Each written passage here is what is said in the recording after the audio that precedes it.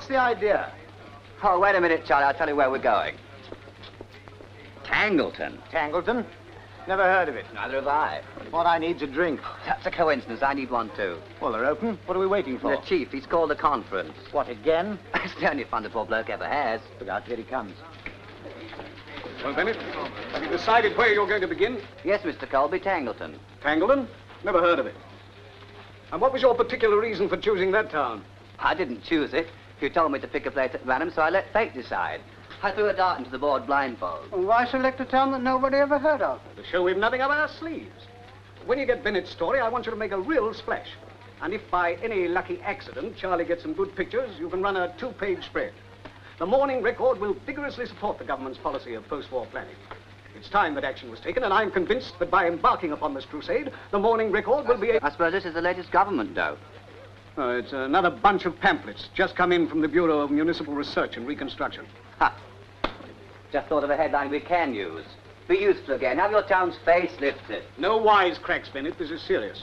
I want these articles to show what our cities and villages are doing about town planning for the future. And what they aren't doing. Tangleton, Tangleton. Oh, here we are, Tangleton. Population 7,842. Market town situated on the River Tangle, now canalised. Market day once a week, Thursday. Principal industries are coal mining, brewing, and an old established cheese factory.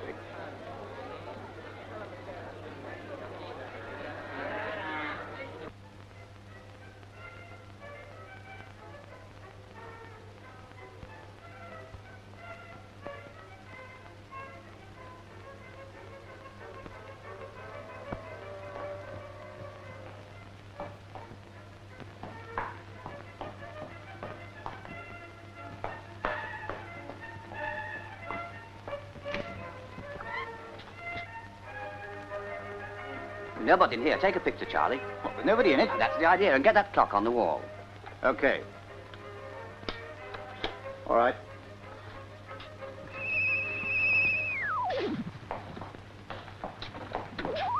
Nobody in there either? Not a soul. Okay. Do you hear what I hear? A crooner. Let's take a look at that songbird.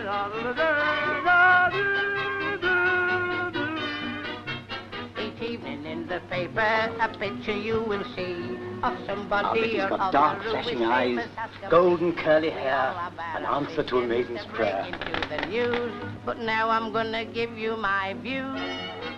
If you want to get your photo in the press, you must be different, some kind of way. Individuality plus personality is what you need today. I met a girl the other night, her name was Martha Hood. She'd lost her teeth, she wore a wig, one leg was made of wood.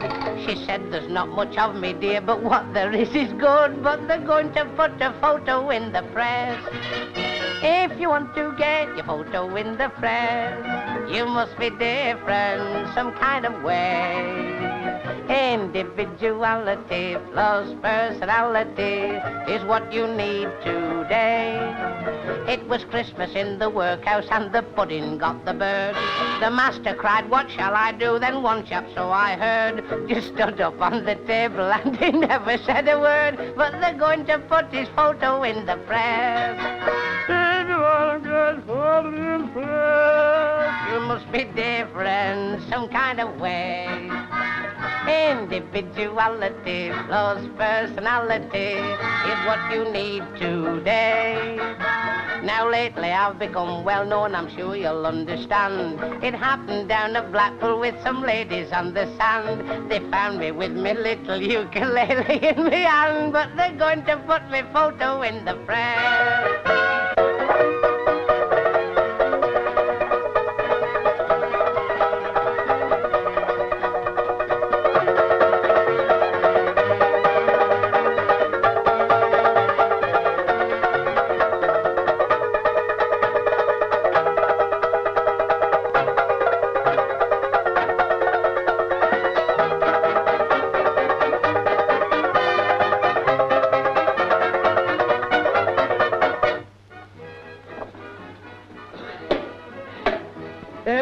In reply to yours of the 9th inst, asking us what colour the street shelter should be whitewashed, I think that's all right now. I've just been testing it.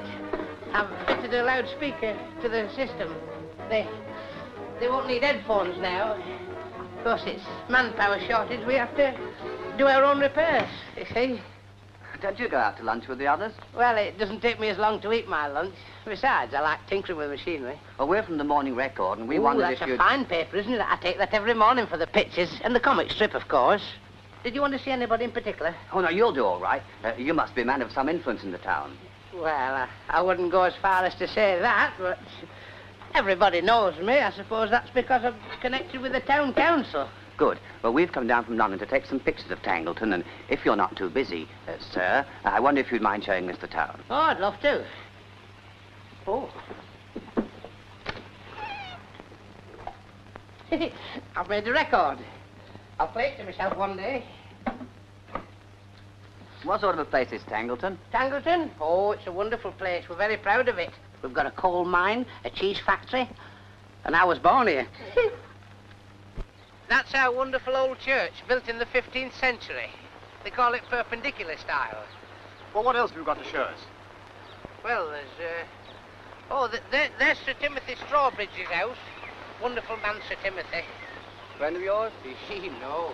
Practically nobody's ever seen him or spoken to him, but everybody in Tangleton loves him because he's such a generous and kind-hearted man. He's given us no end of libraries and hospitals and things. Wonderful, but where do the real people live? The real people?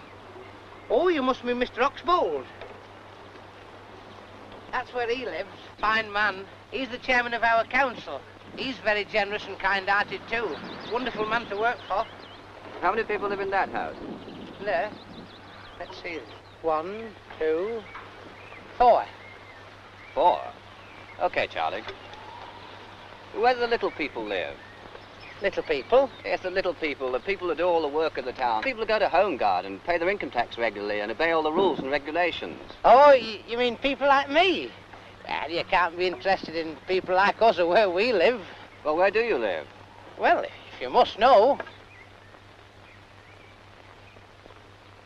You see that black spot behind that smoke?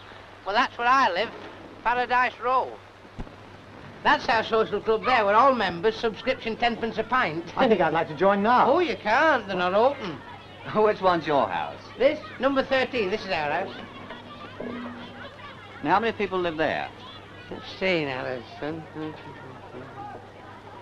There'll be 14, including baby. 14, huh? Ooh. Won't Mr. Oxbold be pleased when he sees this?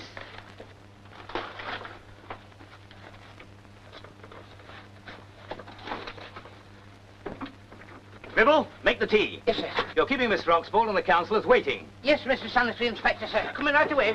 Any moment now, sir. And therefore I propose that in order to preserve our great and noble industry, cheese making, the rat catcher be paid a shilling a tail for his piecework instead of 6p as at present. I object, because the rat catcher is the sanitary inspector, and Councillor Jug is the managing director of the cheese factory. What's that got to do with it? Because the sanitary inspector gets the cheese from him to feed his rats, and then sells the tails to us. I demand an apology. Have you any evidence to support this serious accusation, Councillor Stubbins? The sanitary inspector is the councillor's uncle. I resent that insinuation. He's only my wife's uncle. I object. It is agreed that the increased payment for rat tails shall be made by the council to our hard-working sanitary inspector. Now, the next item on the agenda is the municipal road sweeper. Has Councillor Miffin's subcommittee prepared the report? We have, Mr. Chairman. As you all know, the new road sweeper has recently been delivered and the down payment is now due. I object. How much is the down payment? £150. And just where will the council find £150? Nowhere, and if Councillor Stubbins will kindly keep his seat, I will continue the report. In view of our financial situation, the subcommittee recommends that the sweeper be returned to the maker. Mr. Chairman, I disagree with the recommendation of the committee. So do I. We badly need that new road sweeper. In my part of the town, Paradise Row, the streets are never properly swept. It is the duty of this council to provide Tangleton with a new road sweeper. And if we cannot find the money in the treasury, then we shall have to raise the rates. Raise the rates? With the municipal elections coming along in less than 6 months? The man must be crazy. Gentlemen, you may be surprised to hear that for the first time in our association, I find myself in agreement with Councillor Hopkins and his associates. We must keep our new road sweeper. Now, the General Purposes Committee will now go into executive session. And as is customary, the public gallery will be cleared. Ladies and gentlemen, please. What's the idea? Well, read this.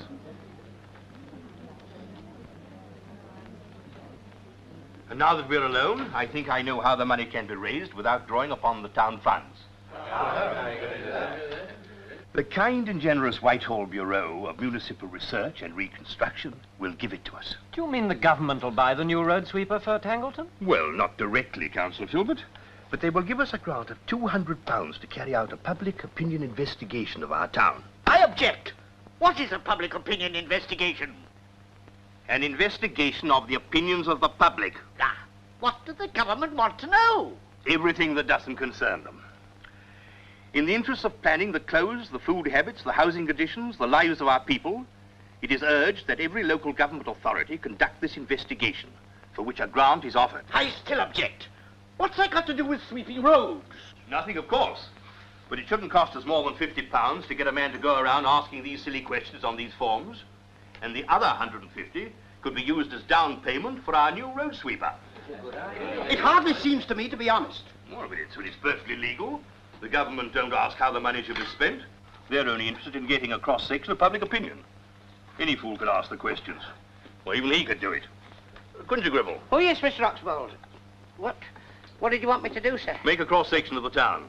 I'd need some very special tools to make that, wouldn't I? All you've got to do is to ask people questions. I couldn't do that. Why not?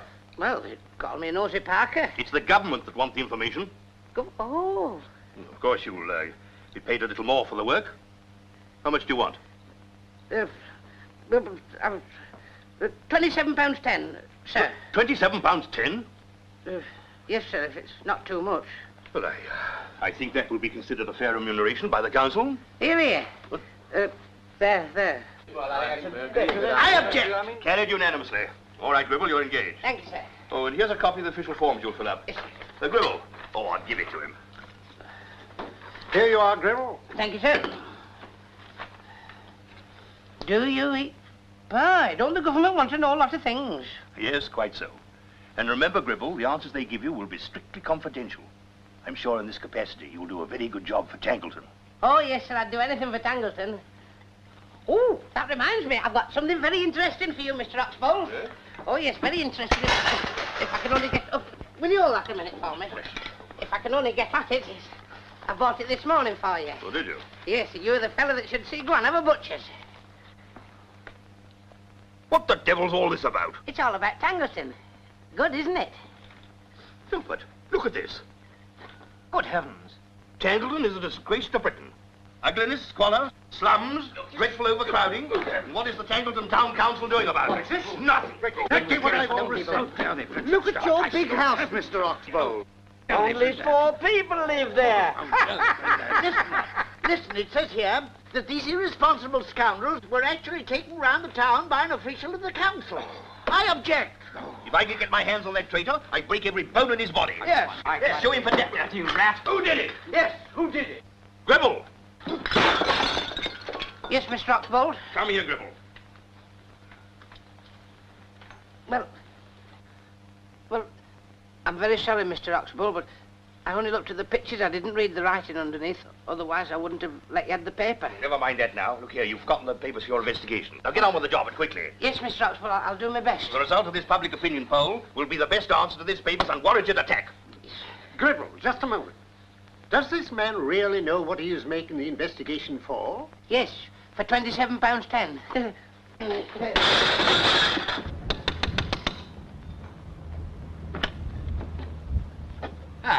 £27.10. You get me? Well, Mr. McGlew, I can't because... Because why? Well, I haven't got it, sir. I want £27.10. Yes, so do I, Mr. McGlew. I want it bad to give it to you. You see, when I borrowed the money from you, I was expecting a baby. I mean, my pal Joe was expecting a baby. I mean, his wife Kitty was. You see, well, it was cash on delivery. You can't get babies on the high purchase now, you know. Never mind why you wanted the money. When am I getting it back? Well, Mr. McGlue, if you'll only answer me a few questions... I'm asking you a question. When do I get my... £27.10, when I finish the job. What job? Asking questions. I'll get it honest. I don't care if you get it crooked. Mr. McGlue, the government wants to know... I don't care what the government wants to know. And don't you come back here again without my £27.10. Well, how am I going to finish my investigation if I don't even start? And you're my first investigation. Interested only in money. £27.10.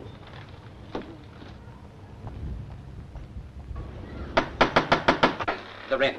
Tell him I'm out. Oh, but I can't tell him that again. All right. I'll tell him myself. Why, it's George. Come in, George. We thought you were the man for the rent. Hello, Joe. Nice day, Kitty. Kettle's just boiling. I'll make you a nice cup of tea, George. Thanks. Joe, there's several questions I've got to ask you. I'm very sorry, George, but I honestly can't do anything about that £27.10 you lent me. E-money is tight. That's more than I can afford to be these days. In any case, I didn't come to see you about that. Oh, didn't you? No. Sorry I mentioned it. Oh, come to think of it, there's something I ought to tell you.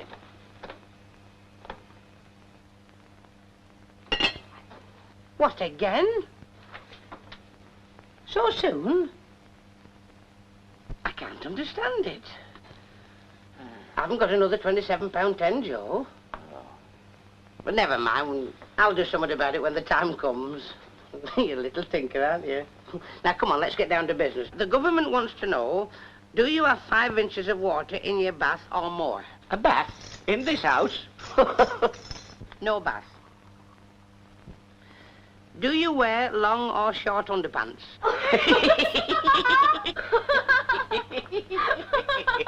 Now, don't start laughing again. In any case, I know all about them. I've seen them on Kitty's washing line. Now, are you satisfied with the housing conditions in which you live? Are we Satisfied? What, with the roof all is leaking? And the plaster was falling down? The Now, just cockroaches take it in the down, kitchen? So what was going wrong? Floorboards coming loose? Oh, and having to fetch every drop of water from the tap Go a in the bit slower, street. The Joe. roof too low? And the rent too high. And the doorknobs always coming The off? walls almost perspiring. Oh, my.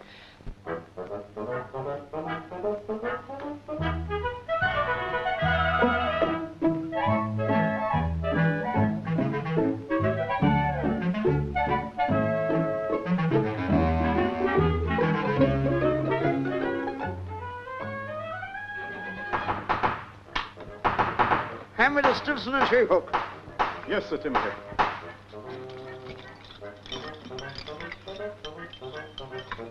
Come. Swivel, screw, and bent bolt. Wrong tools again. You don't know one from another. And stop that confounded hammering. I'm afraid it's someone knocking at the door, sir. We'll go outside and stop them. It upsets me. You upset me. Everybody upsets me. I'm upset.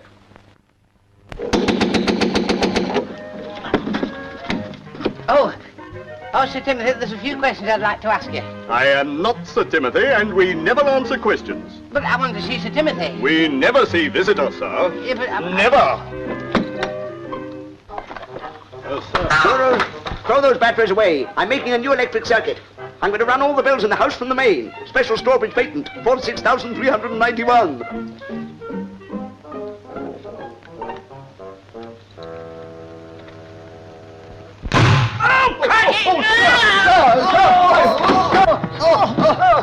Oh, calamity. Some idiot's rung the front doorbell. Go outside and wring his neck. Yes, sir. I must invent something to keep people from pestering me. Something sure and certain. But what?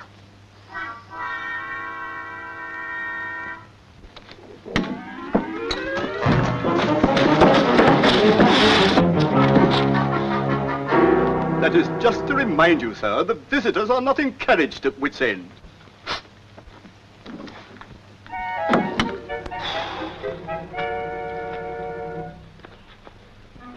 Now, the next thing I want to know, Mrs. Loomis, is, do you wear long or short underpants? Do I hear you right, George? Yes, I want to know about your underpants. Are they long or are they short? No pants at all.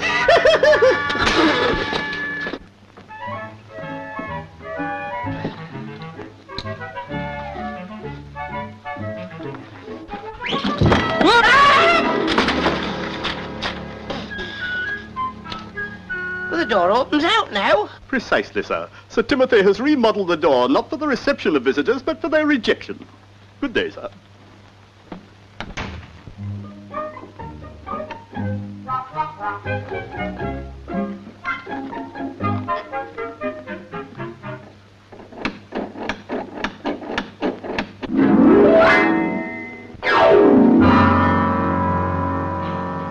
Anything for a laugh, sir.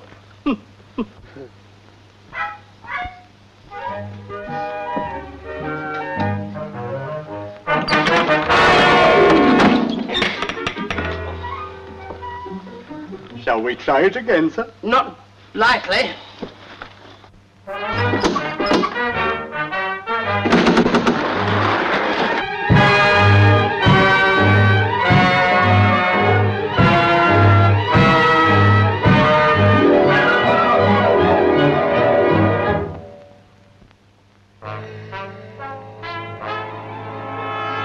What do you want after the war? Steak and chips and a pint of pre-war beer. How many nights a week do you get off? One, and that's booked for a sergeant. But I might manage an afternoon. Are you satisfied with the housing conditions in which you live? Would you be satisfied if the roof leaked and the plaster keeps falling down? If the floors were rotten and the chimney smoked? The ceiling's too low? The rent's too high?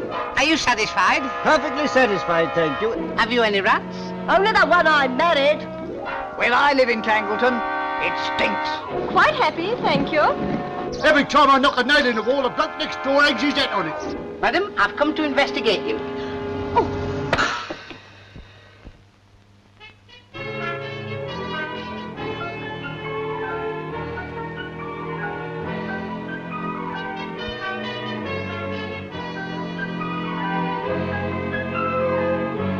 Do you use more than 5 inches of underpants in your bath? Do you use electricity in your bath? Do you bath in gas or coal? Do you eat dried eggs? Do you like margarine? Do you want less bacon, more spam? Yes, the government wants to know. Perfectly satisfied. No, I'm not. Blame the council. It stinks. No bar. No spare. No gas. No underpants. No electricity. I'm asking you. I still wear electric underpants. But I want to know. But I've got to know. Here is the news, and this is George Gribble reading it. Here is the booze, and this is George Gribble drinking it. 12 and 6 a week for this. I pay £1 a week for this. For £27 down! There are rats in our house. There are rats on the council. There are rats on the council. The drains are wrong. The stairs are falling down. The ceilings are falling down. The house is falling down. Tangleton's falling down. Tangleton is falling down, falling down, falling down. Tangleton is falling down, my fair Georgie.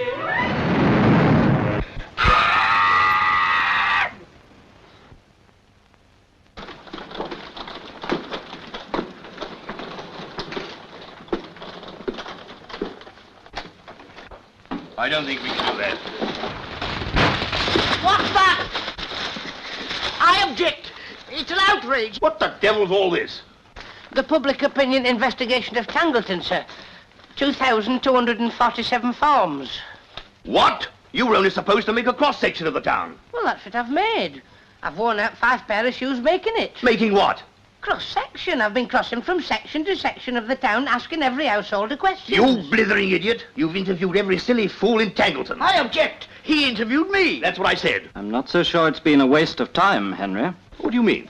This might turn out very much to our advantage. How so? We've got a 100% poll of the town, much more inclusive than any municipal election register. Why, you're right. We can prove by this survey that the vast majority of the citizens of Tangleton are perfectly satisfied with things as they are. Gribble, you asked people all the questions on the forms, didn't you? Yes, and didn't I get some funny answers? No doubt. But they're all perfectly satisfied with Tangleton, aren't they? Well, some of them are. Huh? I mean, quite a lot of them are, sir. Well, summing it all up, what would you say the general opinion is, Gribble? In these? Yeah. All the loafers and grafters on the council should resign. What? Oh, that's the wrong one, sir. What would you do to improve the conditions in Tangleton? Well, what's the answer? Get rid of Oxbold and the council. They're a gang of... You wouldn't be interested in that, sir. A gang of what? Lazy crooks. But here's a lovely one, sir. Tangleton is a beautiful town and we all love it. Nothing should be changed. We must trust in the wisdom of our councillors. Ah, at last a man of sense. Who answered that? He did. Gribble, you can go now. Well, can I have me £27.10, please? Oh, we'll see about that later. But, Mr. Oxbould, you said when I'd finished the... Later! Well, I've worked very hard on this survey, sir. Later! Yes, sir, a little later. It says thank you, sir. Instructions say when forms are completed, send to the Bureau of Municipal Research and Reconstruction, Whitehall, London. I'd better post them off now, hadn't I, Mr. Oxbould? Post them to Whitehall? Why, man, there's dynamite in these forms. What? Political and social dynamite. Oh, that kind. Now, all of you, we've got to work quickly. Separate these forms into two piles. Those who are for us and those who are against us.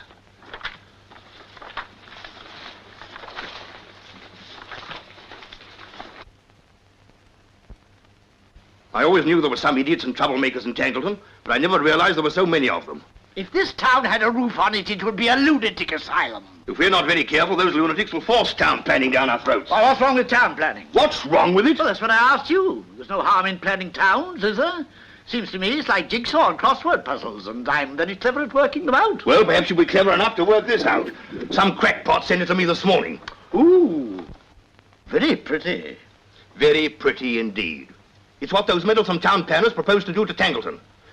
Nice little park and gardens here, Stubbins, don't you think? Very pretty, yes. And do you know what large building now occupies this site? Oh, what's it, madam? Why, that's where my corset factory is. Precisely. And I believe my bank holds a mortgage on it. So you'd like to tear down your factory and build another one just where they tell you to? I object. And for the first time, all of us here are objecting with you. For we all own property that these crazy fools want to condemn and pull down. If any of you disagree with me, we can discuss the matter when you next call at my bank to renew your loans. Of course we all agree with you, Henry. Well, I thought you would. Now, what's the best thing to do about these forms? Well, all these people say nice things about us, Mr. Oxbould. Well, only those forms will go to Whitehall. 100% vote in our favour. Hardly wise, Henry. Even the Nazis allowed 2% to vote against them in their elections. Well, we'll allow the opposition 5%, and that's being very generous. Post those off to Whitehall and burn the rest. I object. Oh, for heaven's sake, why? It's against the law to burn public documents. He's right, Henry. It is against the law. If there's any dirty work to be done, we mustn't get mixed up in it. Well, I'll take care of that. Wrap those up in some old newspapers. Yes, Mr. Oxbould. Well, it doesn't look as though we had much of a chance at the municipal election next month. If that's what people think about us. So we've no time to waste. What this council needs is a little window dressing. Window dressing? Why, what have we got to sell? Ourselves, and we need someone to head our list. A candidate with a name so well respected in Tangleton that everybody will vote for him and thus carry us along. Just whom did you have in mind, Henry? A man of title, money and position. Sir Timothy Strawbridge. Sir Timothy Strawbridge? Is that a wise move? We've got a lot at stake in this, and our business interests might suffer if his political opinions are not the same as ours. That's right. None of us has met the fellow. How do we know he's safe? No, he's as safe as houses, the big houses he owns. Any man who is worth £2 million must be sound at heart. And his name means something in the town. The Strawbridge Hospital, the Strawbridge Library, the Strawbridge Community Hall. Anyway, Gribble should know what Sir Timothy thinks about everything.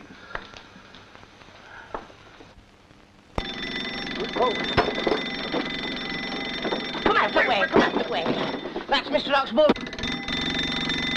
Number 2, hey, happy.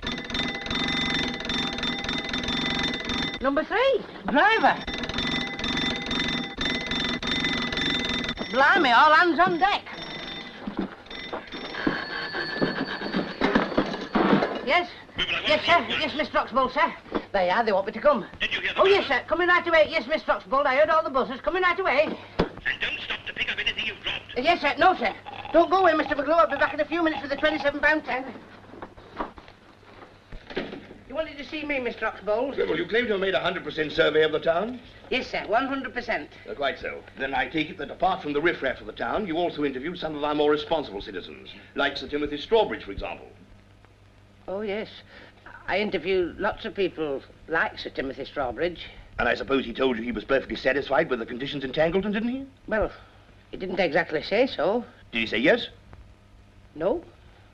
Did he say no? Yes. No. What the devil did he say? I don't know. You mean you can't remember?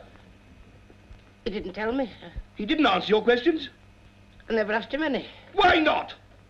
Mr. Oxbould, have you ever seen a door that opens in today and out tomorrow, and to the left yesterday, and to the right next week, and one day with hinges down this side of the door, and hinges down that side of the door, and swings down sometimes and it's on top of the head, and other times swings up, and mad butlers rush out and bark at you like a dog. Woof, woof, woof. What the blazes are you talking about?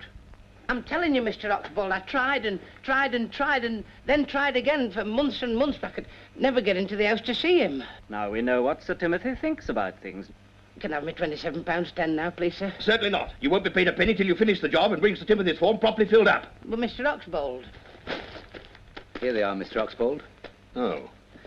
Please, Mr. Oxbold, I'll do my best. I'll try, really. Just one moment, Gribble.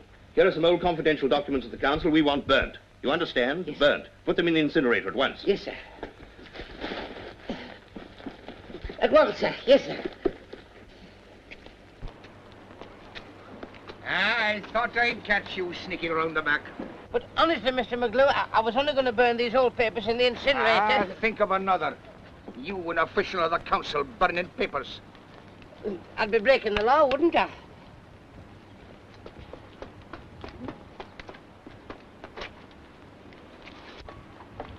Come on, Gribble, hand over my money. Well, you see, there's been a sort of a technical hitch. What? Well, all I've got to do is ask Sir Timothy Strawbridge a few little questions and see how easy it is. Mr. Oxbold will pay me, then I'll pay you. By 6 o'clock tonight, Gribble, or I'll set you up. I don't want any more trouble with this loan. Oh, I wouldn't dream of making trouble for a nice man like you, Mr. McGlue. Especially with such a nice, kind face.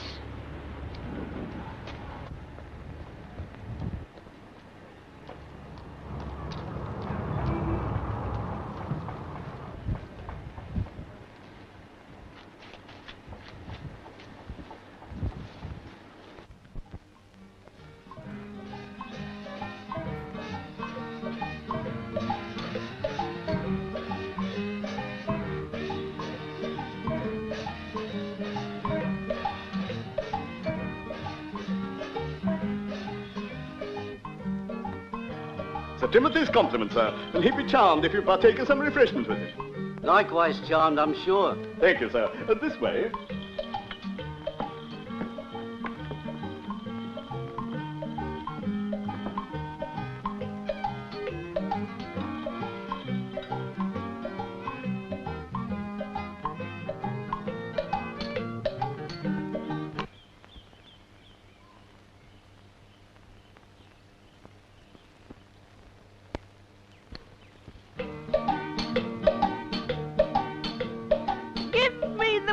Wild woolly west, the wide open spaces too.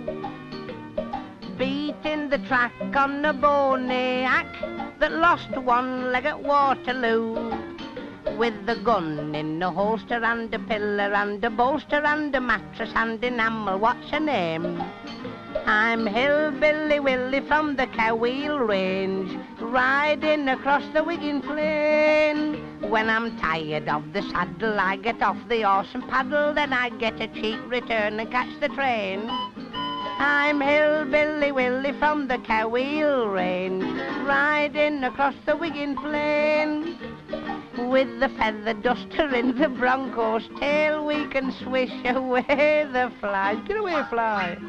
We gallop backwards up and down the trail to keep the dust out of our eyes. All the tough guys, I meet 'em, then I beat 'em up and beat 'em, and the dust cart comes and gathers up the slain.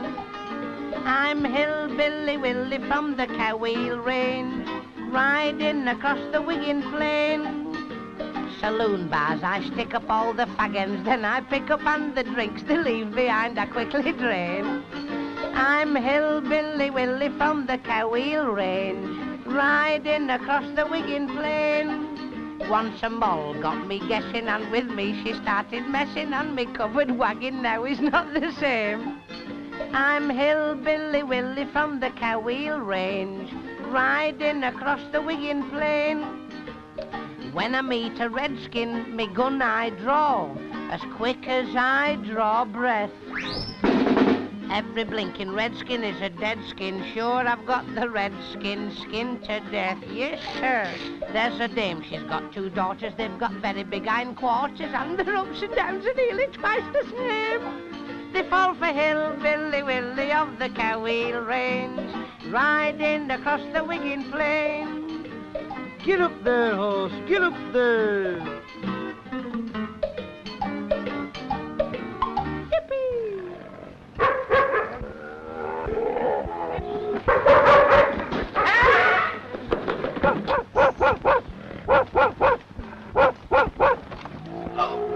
Hey! Get away! Get away!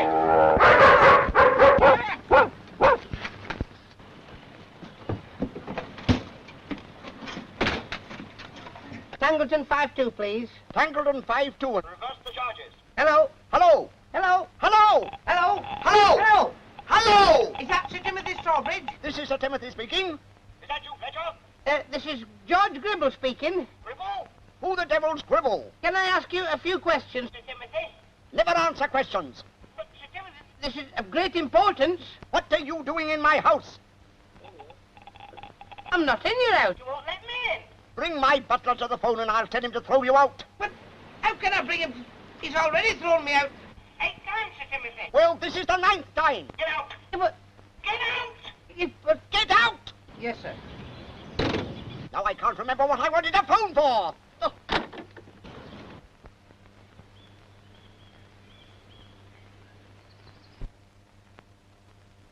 I must have got him on the brain.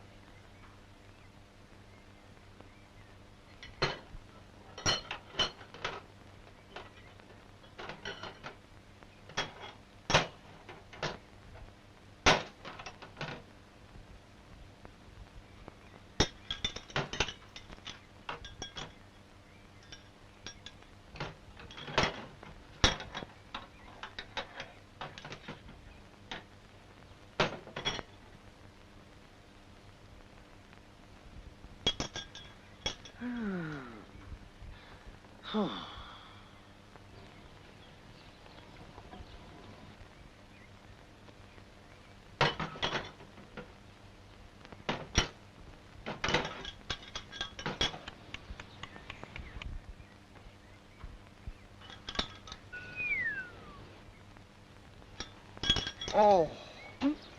Well, I'll go to our house.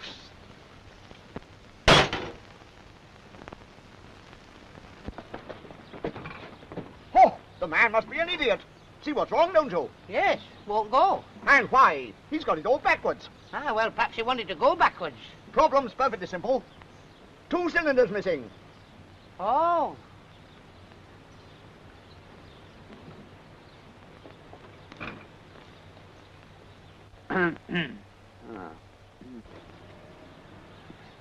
Well, I can't see him anywhere. Oh, everything's higgledy-piggledy. The dynamo needs rewinding and the carburetor's flooded. Ah, well, that'll be the rain yesterday. Stilson. How do you do, Mr. Stilson? Oh, I know what you want.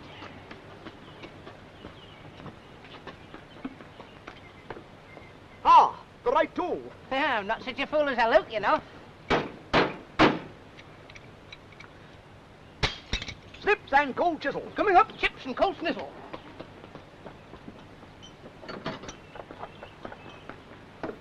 Ah, right again. Stout fellow. Hey, be careful, you might break it. Well, I can't mend it if it isn't broken, can I? You're quite right. I've got it. Now, that's entirely unnecessary. Throw it away. Huh? Throw it away. Just as you say. Now turn her over. What, all by myself? Oh, you mean with the handle at the front? You know, I don't think we should be doing this. Contact. Contact. Hey, hey! Hey, knock it off! I know, I've started it. Hey, what are you doing now? Looking at the watch. Get down and drive it! Stand by, gonna bring them alive.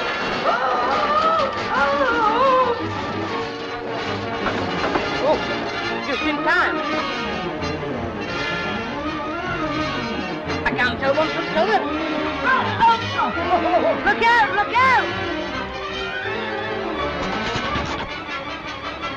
Get out of the way! Get out of the way! Hey, you, wait a minute. Stop! Which you up for?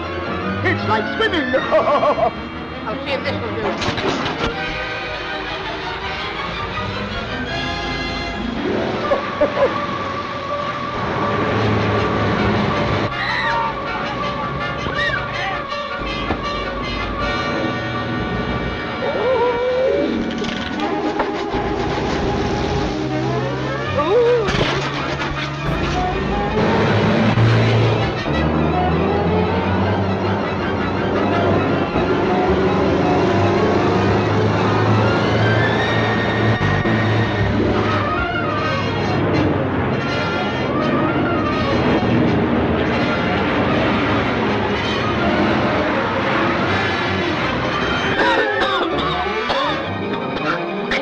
Around here. Where's the brake?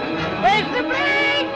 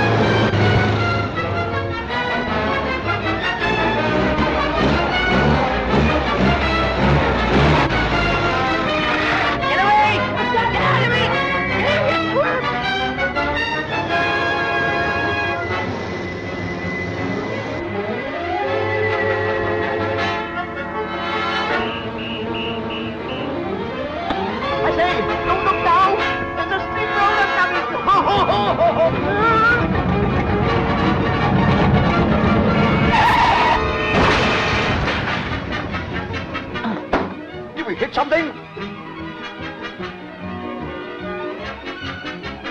Come on, don't Daddy, follow me.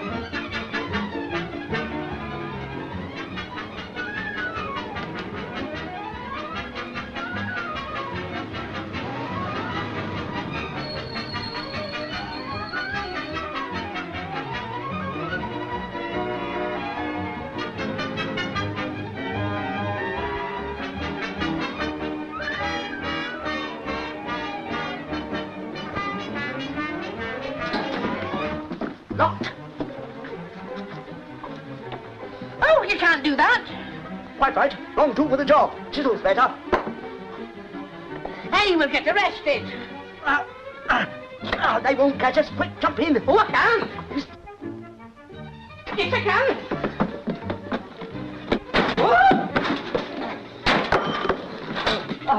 Oh, fun, isn't it? After all that dust, I'm thirsty. Ah, beer. You mustn't touch that. Fiddlesticks, beer's good for you. We've got to get out of this house. We can't get out now. The house is surrounded. What do we do? Is it you, darling? No. Oh. I meant, yes, darling. What are you doing, darling? I'm very busy, darling. Don't be long, darling. I want to talk to you. All right, darling. That fooled her. She won't come in now.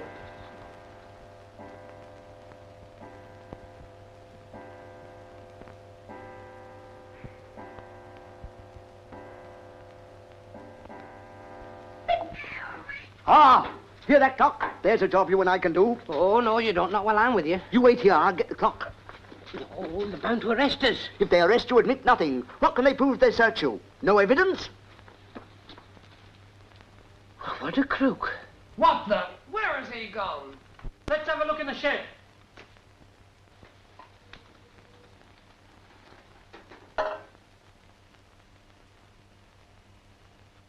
Maybe in the house.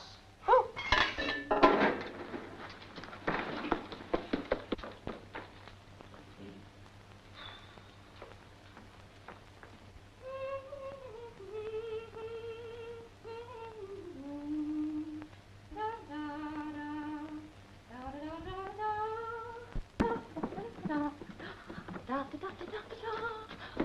dear.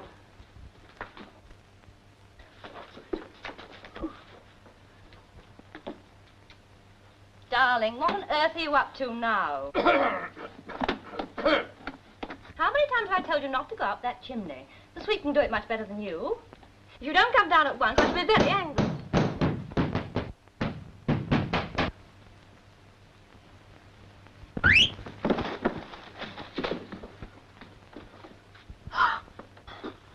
I say, I'm terribly sorry. I must have pressed the wrong button. Are you hurt? Think nothing of it, miss. All in the execution of duty. But I've never seen a front door open like that before. That's a special Strawberry's patent. What could I do for you? We are making inquiries as to the whereabouts of two persons responsible for wrecking the municipal road sweeper and for the theft of municipal property. Well, it's all very exciting, but what's it got to do with me? We have reasons to believe that said persons, chargeable with the aforesaid breaches of the peace... Oh, cut the cackle, Mike. We want them guys, and we want them bad. I say, you must be an American. Yeah, not him. He gets that way spending all his off-duty time at the flicks. Okay, okay. Now, miss, these birds we're looking for were seen climbing over the wall into your back garden. We've got a hunch they're in your house right now. What sort of birds were they? One was an old guy who wore a funny cap with ear flaps on it. The other looked a mighty ugly customer. Well, there's no one in the house except me and my father. He's halfway up the chimney. He's found a new way to sweep it without using any brushes. Good afternoon. Thank you so much for warning me.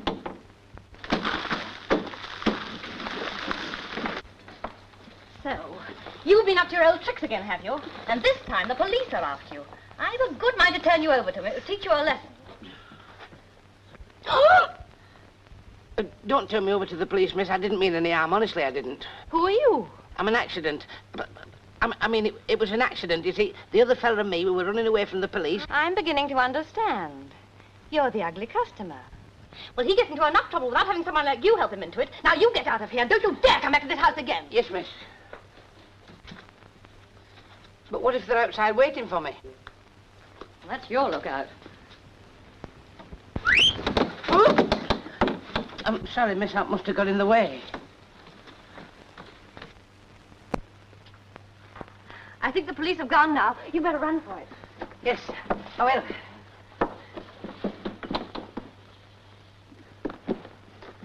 Well, of all the twerps, I was already in and didn't know it.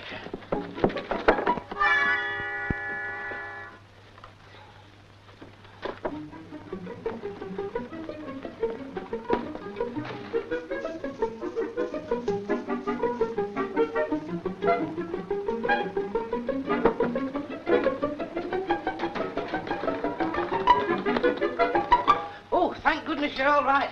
You're not safe. You're in danger, terrible danger. There's a strange man in the house. There certainly is. He's a burglar. What burglar are you talking about? The man that broke in the house with me. I mean, he broke in and then pushed me through the window. Then I helped him mend the road sweeper and it all went wrong again and the police chased us. Now he's trying to steal your clocks. Please believe me, he's a desperate character. Don't I know it? There he is, pinching your clock now. Hey, stop, you can't do that. You're right, it's too heavy. I need help. Take the other end. Oh, no, you don't.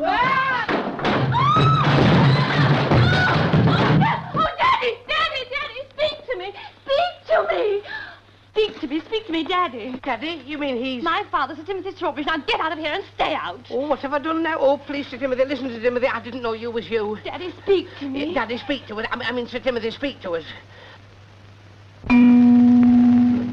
I didn't, I mean, I wasn't, I thought... He thought you were a burglar, darling, stealing your own clock. Not worth stealing, Jane. Always out of order. Ah, you can help me here, young fellow.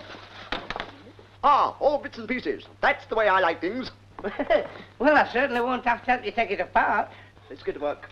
Come on. Just look at yourself, all covered with dust. What you need is a bath. Nonsense, Jane. It'll all brush off. Father, why don't you show him all those wonderful gadgets of yours in the bathroom? Excellent idea, Jane. This will interest you. The Strawbridge Miracle Bathroom. Every apparatus the Strawbridge patent. Come along. And while you're at it, see he gets a bath as well.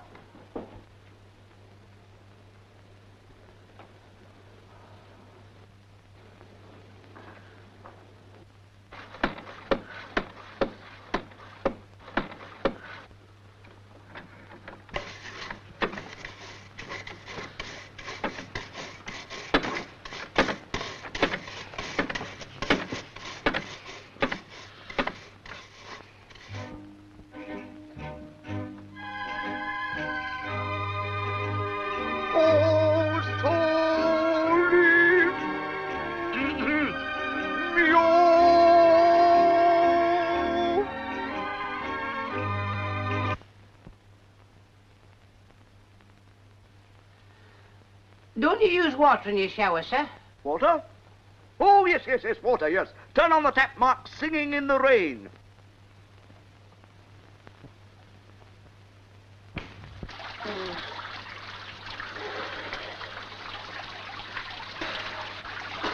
Please, Sir Timothy, will you answer me a few questions for the public opinion investigation, please? Excellent idea, this public opinion investigation. Find out what people think. Good. Glad to answer your questions. You mean you don't mind? Mind? Of course I wouldn't mind. Why didn't you come round and see me before? Before? Skip it. Now then, Sir Timothy, what in your opinion do you think the town needs most? A new road sweeper. I'll give them one that works backwards and sideways. My own design. Sliding gears, reversible cogs, expanding three-way differential. I wear them long in winter and short in summer.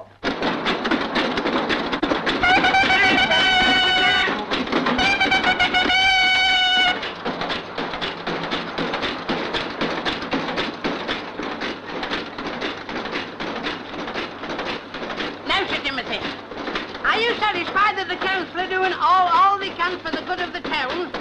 Whoa! Never met any of the rascals. You know them. You write the answers. Yes. Whoa! I wish you wouldn't stop so quick. You'll have me off this thing. I've no brakes.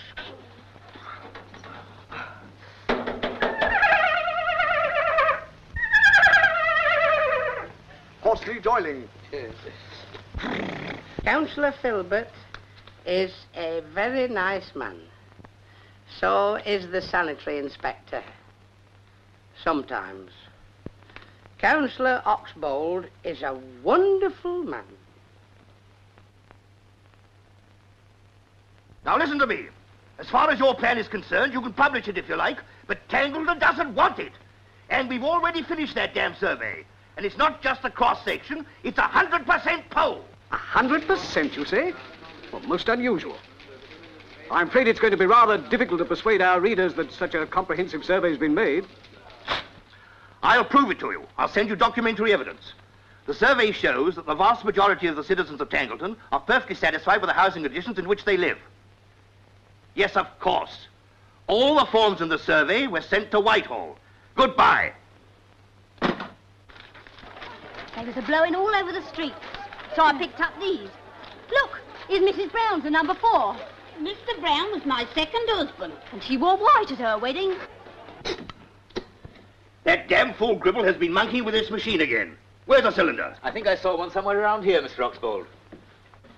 Ah, here it is. Part of it is being used, but there's still room here to say a little more. Well, put it on the machine. I want to dictate a letter to the editor of the Morning Record. Strawbridge patent 46,302. Shaves, massages, and powders your face in one motion. Another Strawbridge patent 46,303. Tells your weight and your fortune at the same time. Here are some pennies. Try it out.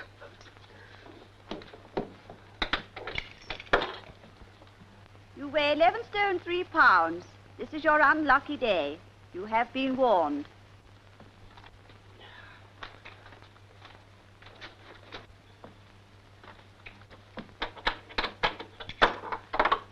You weigh 11 stone 3 pounds. This is your unlucky day. You have been warned.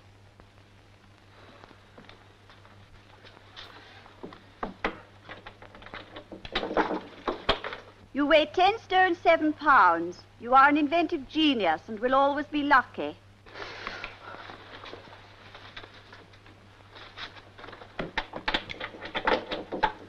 Keep your money, sucker. I've told you twice already.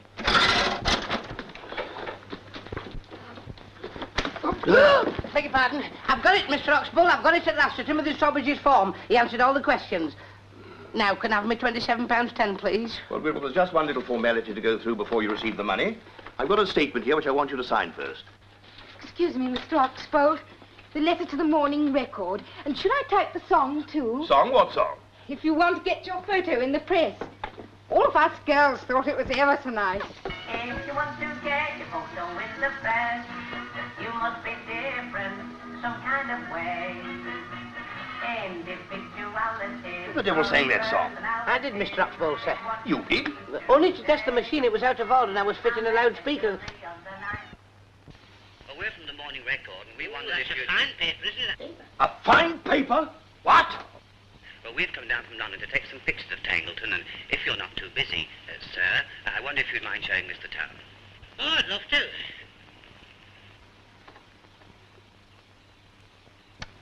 Can I have me £27.10 now, please, sir? The service finished and... Perhaps I'd better come back later. Gribble. Yes, sir? So you're the traitor who betrayed Tangleton. Oh, Mr. Oxbold, I never did. I didn't mean any harm. I was only trying to help. You can consider your engagement with the town council terminated. But you can't mean you don't want me here anymore. You're discharged. You can't mean I have to collect my cards. You're sacked. You can't mean you're giving me the push. You're fired. From all my jobs, you can't mean every single one of them. Get out of here. You'll be lucky if I don't have you put in jail. Well, can I have me £27.10, please? Eustace, throw him out. Yes, Mr. Oxbold. But I finished the survey. You can't do this to me. I've always done my work. It's criminal. It's unjust. It's unfair. Watch it, George. How do? All right.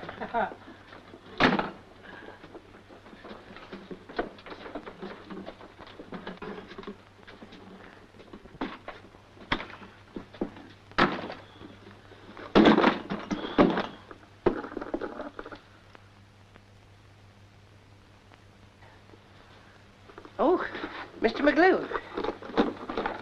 It's awfully nice of you to come and see me, Mr. McGlew, and you've brought a friend with you, too. Of course, any friend of Mr. McGlew's is a friend of mine. My name's George Gribble. I'm the bailiff. Pleased to meet you, the bailiff. The bailiff? You mean... He means business. Have you got my £27.10? Well, I haven't exactly got it in my pocket at the moment, but Mr. Oxbold owes me £27.10, and I owe you £27.10, so us three ought to get together, don't you think? That's enough of that, Gribble. Bailiff, show him the writ. Did I hear our Georgie come in just now? Ah, you didn't know. He looked fair upset about something. Perhaps his friends upstairs will cheer him up. Hey, you can't take me, you. Oh, can't we? We can take everything if you don't pay up. Carry on, Bailiff. Instrument, musical 1. Gribble, the bailiff will remain until the judgment writ is satisfied. He's stopping here till I've paid you the £27.10? It'll cost you a great deal more than that now, Gribble. You'll have to lodge him. Lodge him? And feed him. Feed him? Aye, and you'll have to pay his fees. Have to lodge him, feed him, and fee him? That's right, my boy. 6 shillings a day as long as you keep me here. But I don't want to keep you here. I can't afford a bailiff. I've never kept a bailiff in my life. Ah, you'll get used to me, my boy. You and I'll be mates in no time. You don't snore, though, do you? But you can't sleep here. There's only one bed. I never sleep on more than one bed at a time. Remember, Bailiff, nothing must be removed from this room. Thought you'd like a sofa up here, George, so that you can talk to your friends. See, lad, I got a nice bottle of beer for you, too. Thanks, Ma. Now eat it while it's hot, George. That's the sort of landlady to have. She makes this place a proper home from home.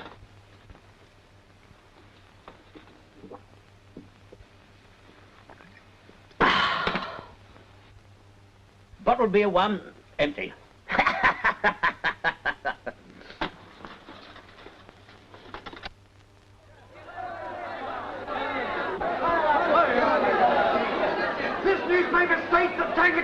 bloody slums. Do we prefer our slums? Bloody work, I tell you, and we've got to get to the bottom of it. They make what they call a public opinion investigation to find out what we think about things and what happens. They throw away our horses!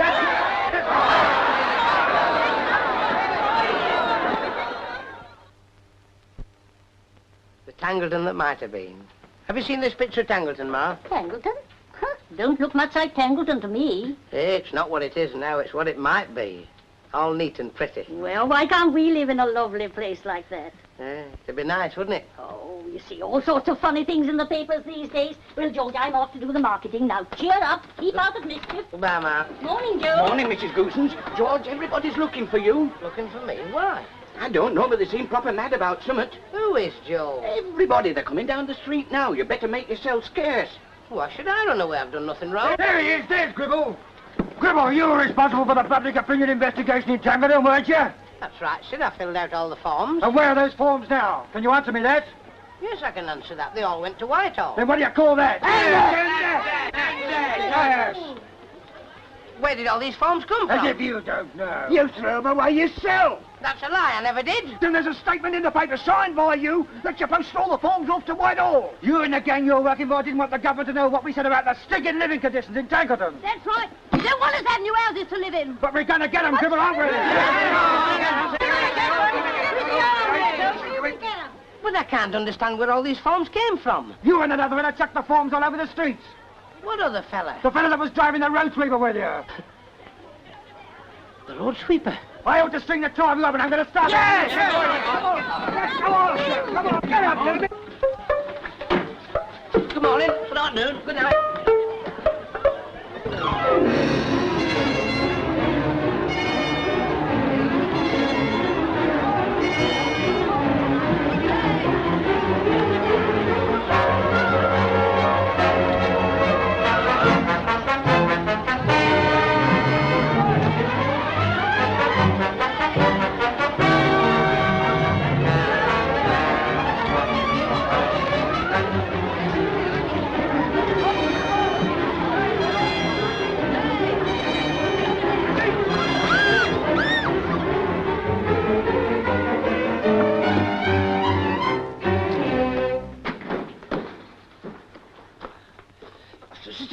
Sir Timothy, they found out about you and I and the road sweeper.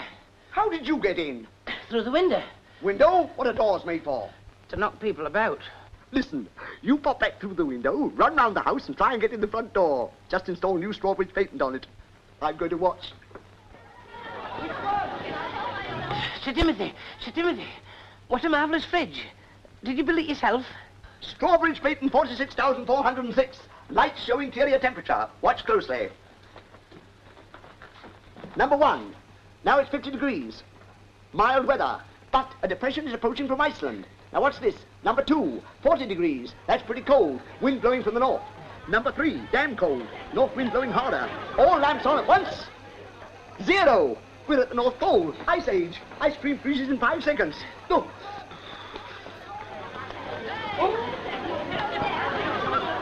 Isn't that an awful waste of current, Sir Timothy? Those lights burning all the time. Lights don't burn when the door is closed. Open the door, lights go on.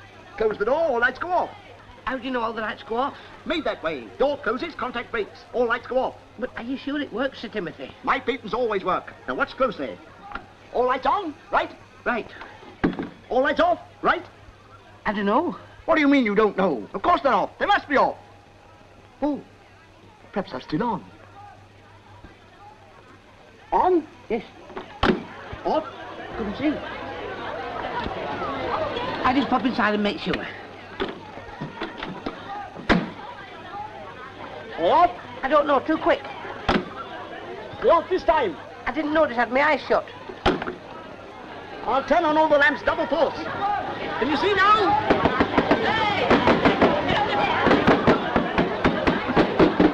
Don't want any. Never use them. Go away. We're looking for George Gribble. Never heard of him.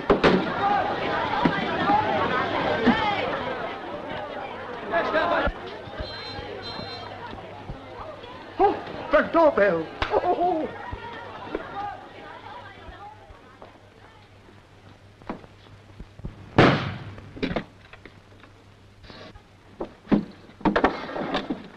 don't want any. We never use them. Go away. Don't shoot, Sir Timothy. I brought you a special letter. It's from Mr. Oxbold. Oxbold? Never heard of him. Chairman of the Council, Sir Timothy. Well, come on, give it to me. Go on.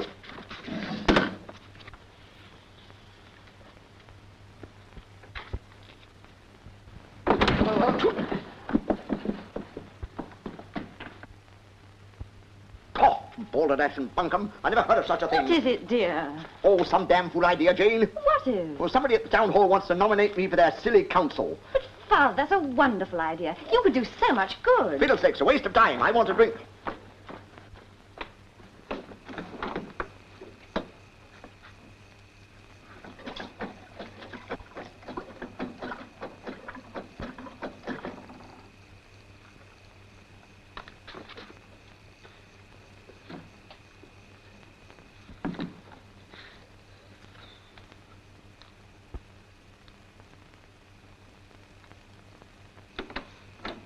Oh, excuse me.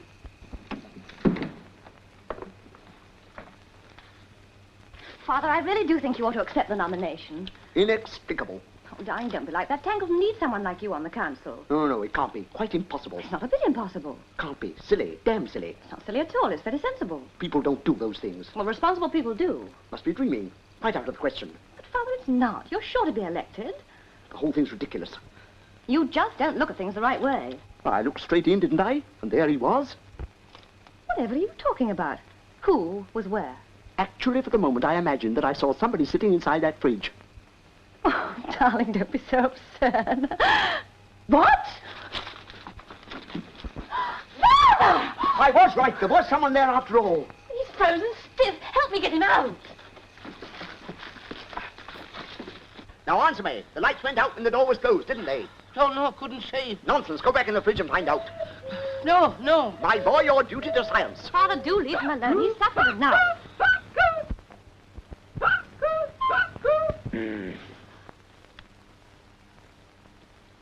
Larynx out of kilter. Epiglottis needs gluing.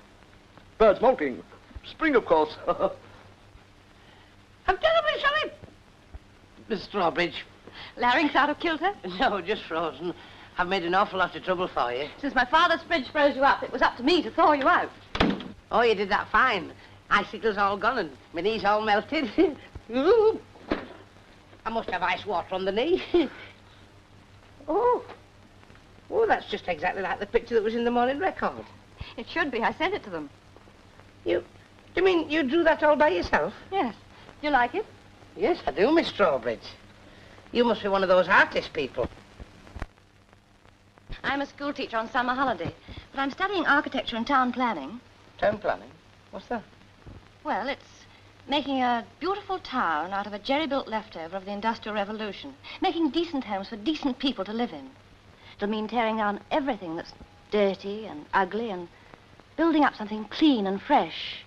Everyone getting together and working to a plan instead of just muddling along, each one thinking only of his own interests.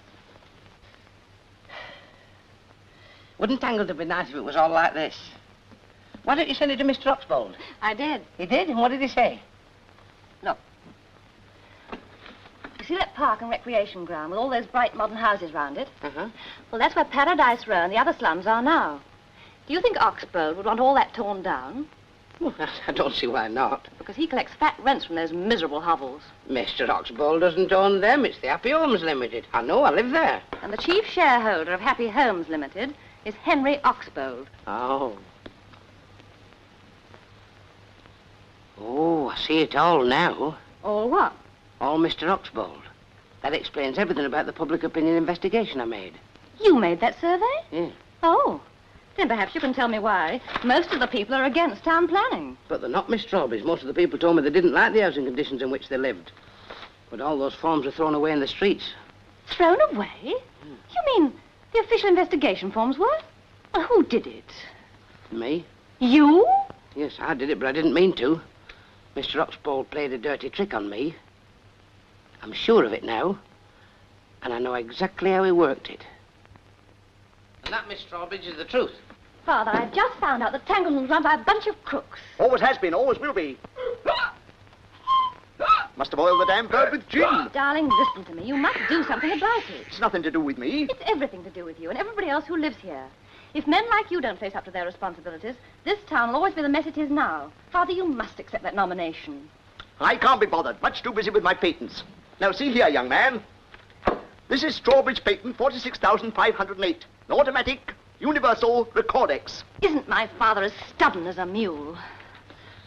Oxbell wants him to stand for the next council election. Don't you think it's a good idea? Yes, I do. Oh, you'd be fine on the council, Sir Timothy. You could help all the little people in Tangleton. Oh, the little people of Tangleton ought to help themselves. That's a wonderful idea. Huh? That's just what's needed. Someone on the council who knows the people. All about their lives, their hopes, their dreams. Don't you agree with me? Yes, Miss Strawbridge. Indeed, I do. Then that settles it. Father, nominate him. Me? Oh, why not? You live in Paradise Row. You know everybody in Tangleton. Why, you conducted the investigation. You know what people want. You'd make an ideal councillor. But, Miss Strawbridge, a chap like me couldn't be a councillor. I haven't the brains to be a politician. Don't need brains. Look at the Commons, House of Lords. What's your name? Sir George Gilbert Gribble. George Gilbert Gribble, sir. You'll back Mr. Gribble, won't you, Father? Why not? He knows one tool from another, can drive a road sweeper backwards and sideways, can dive through a window, and didn't freeze solid at 0 temperature. If he can stand all that, he can stand politics. Stout fellow. You qualify, my boy? Property owner?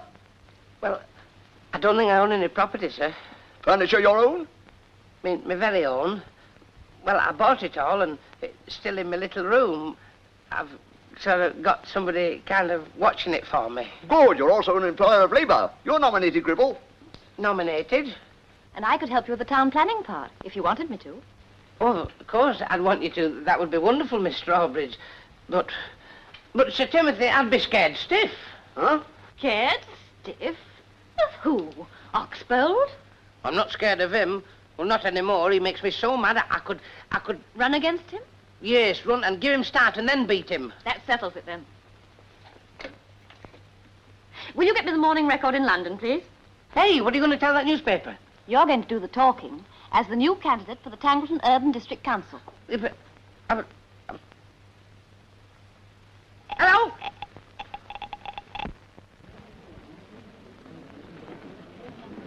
And although I know it's not on the agenda, I think we must discuss this newspaper interview with the new candidate in the election.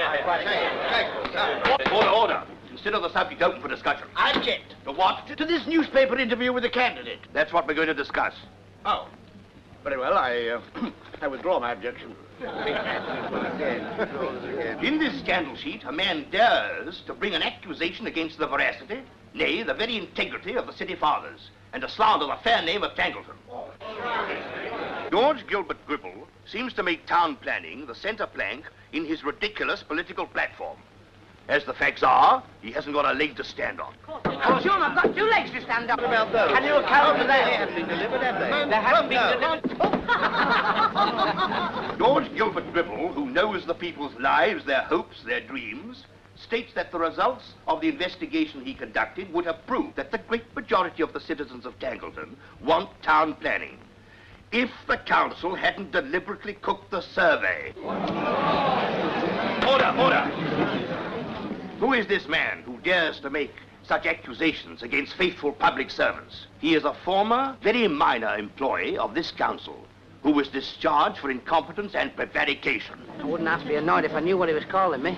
Mr. Chairman, can you prove that the charges made by Mr. Gribble about the public opinion poll are quite unfounded?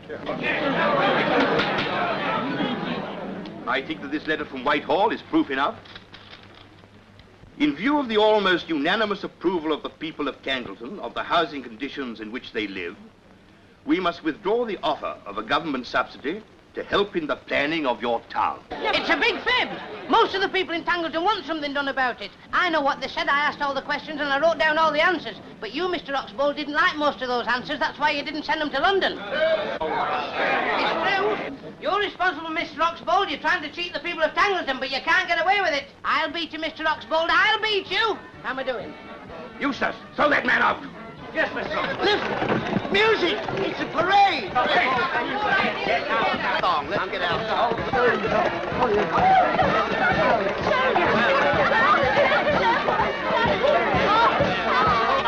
Push you, I'll do more than push you. Get down, get up.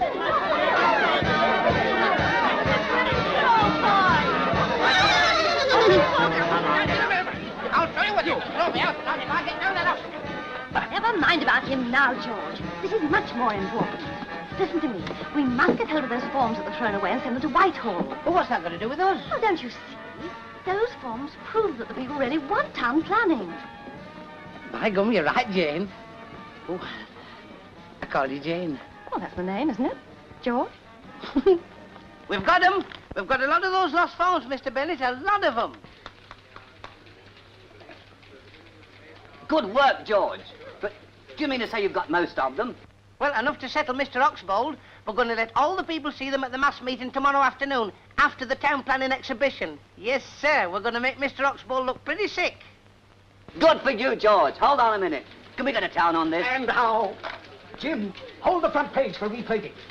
I think I can get the Under-Secretary for Municipal Reconstruction to open that Tangleton show for you. Only be quite sure of your grounds, Bennett. Fine. George, my boy, we're going to help you out with this. But don't forget you look pretty silly yourself tomorrow afternoon if anything happens to those forms. Guard them with your life because the Under-Secretary himself's coming along to open the show. The Under-Secretary himself? Oh, that's wonderful. Thank you, Mr. Bennett. Yes, sir, 3 o'clock tomorrow afternoon at the Strawbridge Hall. Goodbye, sir. Oh, Jane, that's wonderful. You're wonderful. Everything's wonderful. Is it, George? I never thought I stood a chance before. I'm bound to be elected now. Of course you will be. You'll cook Oxbow's goose. Good idea, Jane. You get the goose, I'll cook it. We'll have a celebration. It seems a bit early for a celebration, Sir Timothy. Nonsense. Now's the time. Works perfectly. He's still talking about his own machine. Nothing like it in the world. Nobody would believe what that machine can do. Can't believe it myself. Here's the Strawbridge Automatic Universal Recordex. Here's to you, George. May you always get everything you want. I could never hope to be as lucky as all that. Well, I've got to test my machine. You two are upsetting me with your chatter. Father, we weren't talking to you, only to each other. What are gardens made for, eh? For young people to talk to each other, of course. Come on, George. Let's leave the old bear with his machinery.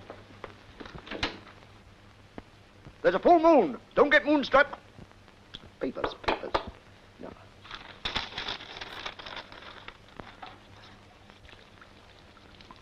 Turned out nice again, didn't it? Yes, it did. It's a lovely moon. Nice smell. I mean, the flowers and things, they're lovely, aren't they? And you're... Jane, if I'm elected... You mean when you're elected? Not so sure that I will be. Suppose a young woman like you meets lots of nice young handsome men. Oh, an awful lot. But I don't care much for nice, handsome young men. Oh, that's fine. Don't you? I mean, then you never... You haven't, you never fell in love? No, never. Did you? Oh, no. I mean, never. Before. Before what? Before I met her. And when you fell in love, I bet you were too scared to tell her about it. Oh, I'm never scared, but sometimes a chap gets so choked up he can't talk very well. Oh, music. That's Father's idea of romantic music for the garden. Yes, it's a wonderful idea. That's all I wanted. Perhaps I'd be too scared to tell that girl what I felt, but I could sing it to her. Casablanca, Washington, London, and Quebec teach us all that someone's gonna get it in the neck.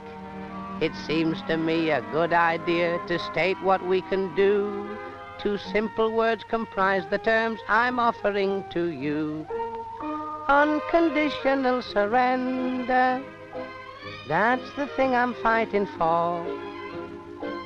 Unconditional surrender from the one that I adore. Every time I ask for kisses, every time I hold your hand, all you'll say is if or maybe. I find it hard to understand. On the days we have a date, you arrive hours late. I think that I'll try being tough. Guess I'll treat you rough. Unconditional surrender. And I'm not accepting less. Unconditional surrender. Just a straight, plain forward yes. Unconditional surrender. That's the thing that I advise. Unconditional surrender. Let me see it in your eyes. Never mind about defenses. Disregard them from the start. When you finish with pretenses, let me occupy your heart. Love your figure, love your skin. I'd like to be your next of kin. Sign upon the dotted line. Say that you'll be mine. Unconditional surrender. Don't be so darned hard to get. Unconditional surrender. Merely say you'll be my pet.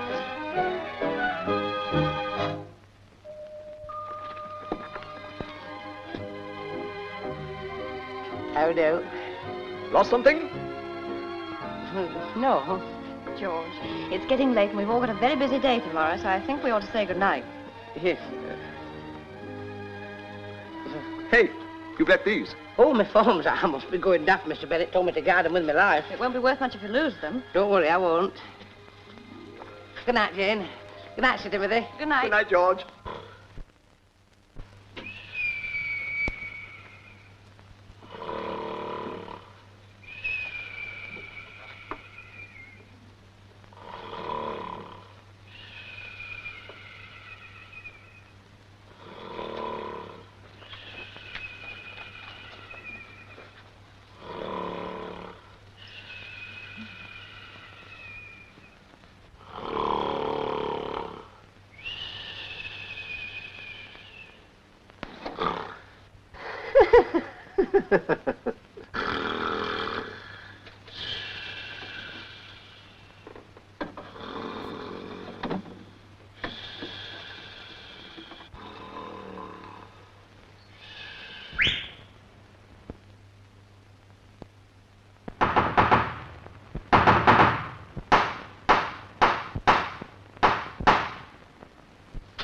Good morning, Miss Strawberry. Sorry I was out just been to market. Good morning. I've come to fetch George. The exhibition's opened already and he ought to be there. Well, I never. He's usually up bright and early. Come in there. Come in. You'll just see.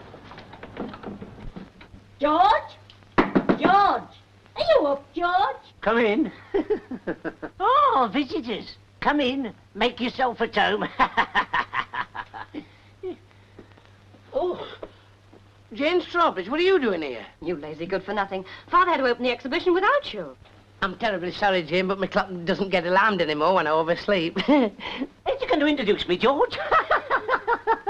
Yes, of course, Jane. This is a friend of mine, a very old friend, Mr. Algernon Lennox Festanor, but call me Algy.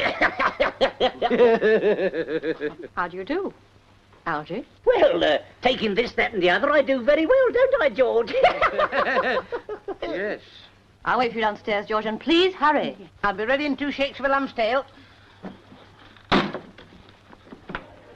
Ladies, your attention, please. You ladies have been selected as a committee representing the housewives of Tangleton to inspect the Strawbridge Patent Medical Kitchen. And now, ladies, everything in my medical kitchen is a Strawbridge patent and works by electricity. What? No gas? You must agree, madam, that electricity is much better. I don't agree. Shocking stuff, electricity. There's nothing like coal, I always say. What do you mean coal? Wood fire is the thing. I like kerosene the best. I think everything is perfectly delightful. Thank you very much, madam. And now the candidate himself will demonstrate how to prepare, cook, and serve a Strawbridge miracle meal.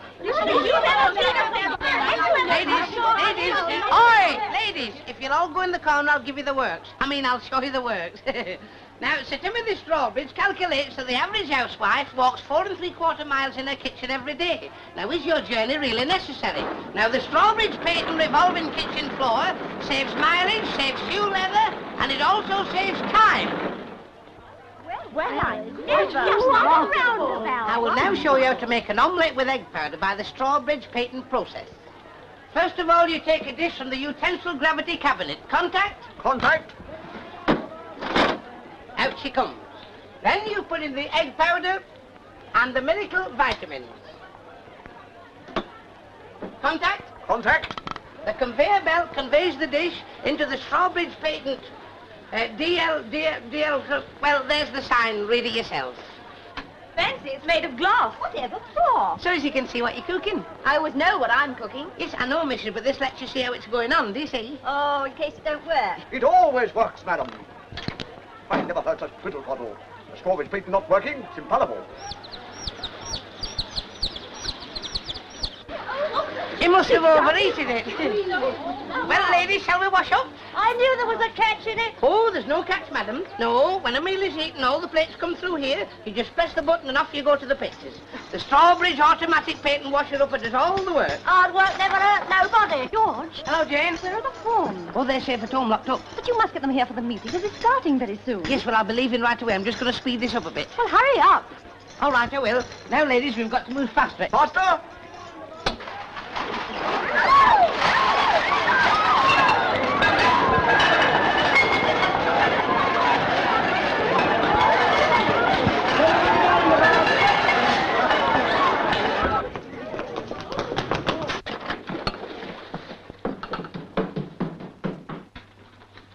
Gribble, I've been expecting you. Where's all my things gone? I've sold them. Sold them, but you couldn't have. I could and I did. Here's the court order. I must get my things back. Who's bought them? It was the bailiff himself. He took such a fancy to the bed and other things he couldn't have bear to part with him. Did he buy that little cupboard that stood by the side of the bed? He bought everything. Oh, I've got to find him. Just a minute, Gribble. Maybe I can help you to get your things back after all. Oh, Mr. McClure, if you only could, I'd be ever so grateful. Well, I'll tell you what I'll do, Gribble. Yes? I'll get your things back for you, and I'll give you £50 beside it. You will? Oh, that's good. What's the catch? I want those forms you collected. The forms? Aye, laddie, the forms. You mean you'll give me back my furniture if I give you the forms? I would. And £50 as well? I would. You want the forms very bad, don't you? I do. Then Mr. Oxbould will give you £100 for them, wouldn't he? He would. Never mind, that's my business. What's your answer?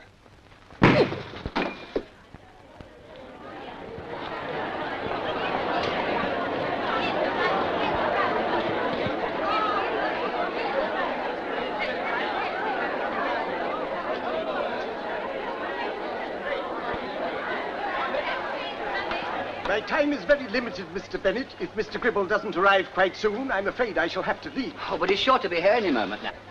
Sir Dudley, if you don't mind, we'll start the meeting without Mr. Gribble. If you'll just say a few words first. Yes, only too pleased. But it would be better if the candidate were here, wouldn't it? Don't I know it? I expect he does too. Father, call the meeting to order. To order what? Only silence. Use your gavel. I'm sorry, my dear. A slight technical hitch. Well, pick it up in your hand and slam the table with it. I wouldn't dream of it. Let the machine do its job. This is a Strawbridge patent. All Strawbridge patents work. Ah!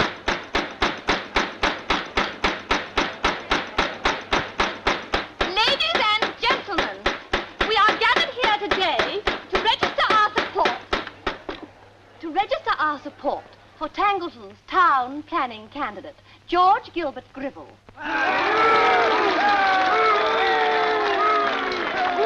Who unfortunately has been delayed, but will undoubtedly be here at any minute. In the meantime, I would like to introduce Sir Dudley Woodstone, the Under-Secretary for the National Bureau of Municipal Research and Reconstruction. Sir Dudley. Ladies and gentlemen, it is indeed a great Well, honor... Magoo, did you get those forms? No, I didn't. Gribble played a deadly trick on me. After all, I've done for him. Well, where are they? I don't know. Mr. Bailiff, I want my things. I've got to get my things back. I haven't got your things. Well, all except the bed. I sold the rest to Bowser the junk man. But I've got to find him. I want my forms. Forms? I didn't sell him no forms. But didn't you sell him the little cupboard that was at the bedside? Yes, and he only gave me 3 and a tanner for it. Then you've sold all my forms for 3 and 6pence. Where is he? Should I know, somewhere around the street with his bear, I expect. I only bought the stuff because I heard the Tankleton Arms over there needed some furniture.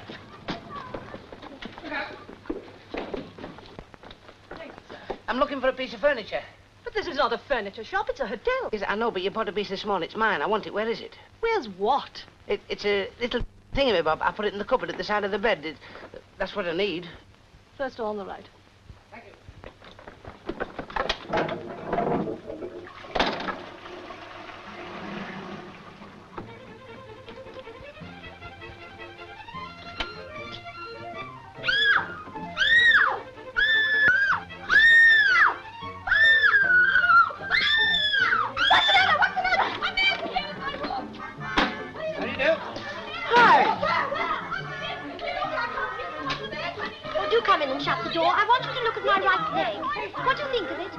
Very pretty, miss. Aren't you the doctor? Wrong number.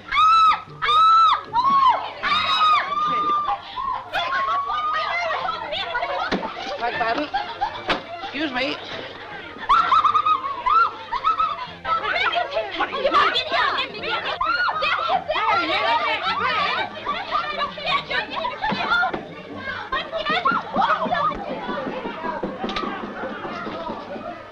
You've got something I want. You better go away. You'll only let me explain. Throw it. No.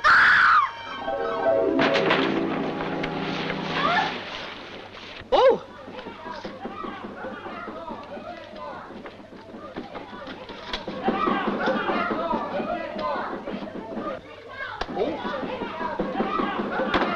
Where's that black gribble?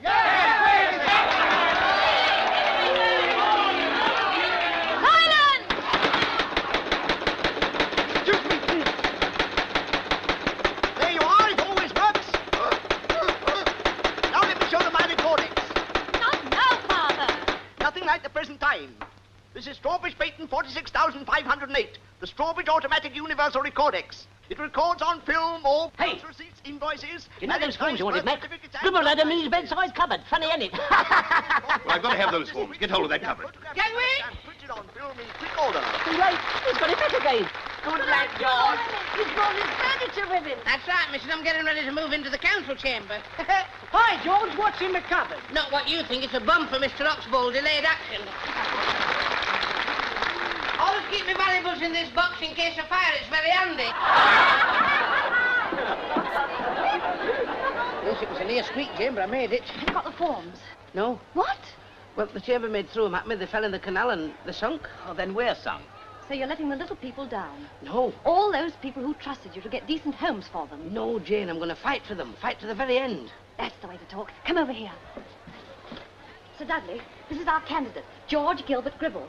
I'm pleased to meet you, Sir Dudley. I'm very glad to see you, Sir Dudley. This is a big honour, Sir Dudley. Pardon you?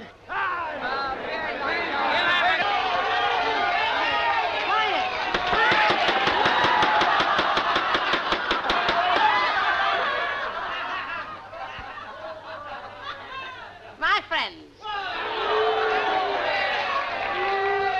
fellow citizens of Tangleton,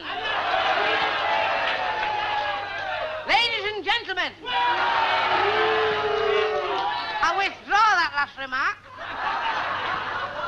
Now, I want you to vote for me in the coming election. Why should we vote for you? What do you stand for? Well, if you'll shut up a minute, I'll tell you what I stand for. I stand for a decent town where decent people can have decent houses to live in. And I know a lot of you stand for that, too. We're the little people, but the big people, like Mr. Oxbould, are trying to stop us from getting the things we want because it'll cost money. Prove it! Yes, I'll prove it. They tried to destroy our forms, the ones that showed what we really wanted. Mr. Oxbould had them wrapped up in paper and told me to burn them. That's the truth. course, I didn't know what was in the package. He told me there were only a lot of old papers. But I didn't burn them. I put them in the salvage like the law tells you to. And all your kids helped me get them back again. Show us the form. Yes! Don't worry, Jane. Show us those forms. Shut up, you idiot. You've got those forms in that box. Get hold of it. Yes, Mr. Oxbold. I put the forms in that little cupboard last night. You wouldn't be interested in seeing them now. They're all crumpled and dirty and, well, you don't want to bother about them. I'll give them to him when he wakes up. Let me show them my Strawbridge Automatic Universal Recordex. Yes, Sir Timothy Strawbridge is going to shoot. Hey, you! Stop!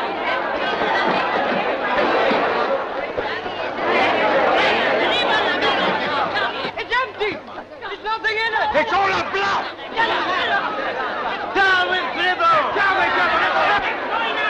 Oh, yes? Come and try it.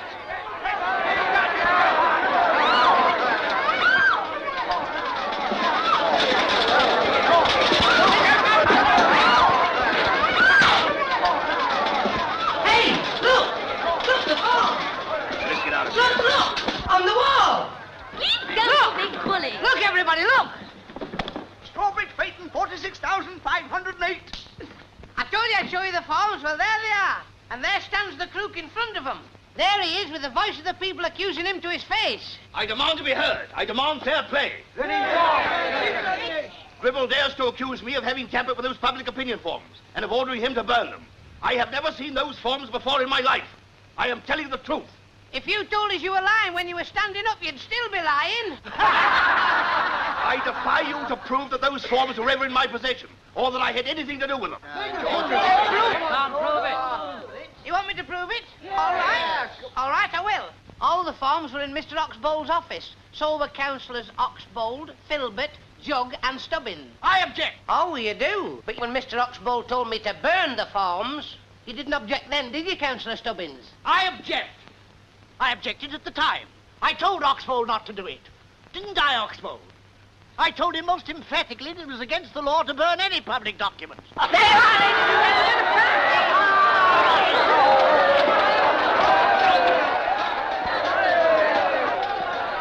That's what I hear for George Gribble on Paradise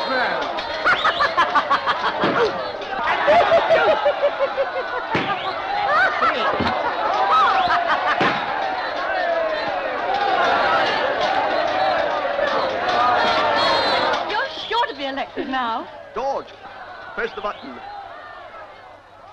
What? What'll happen? You'll see what'll happen.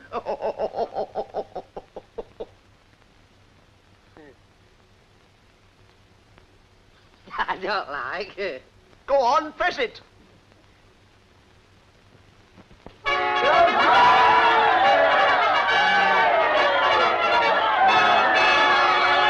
It looks just like me, doesn't it, Jenny? Darling, it's a speaking likeness of you. This is Strawbridge patent number 46,509. Turned out nice again, hasn't it?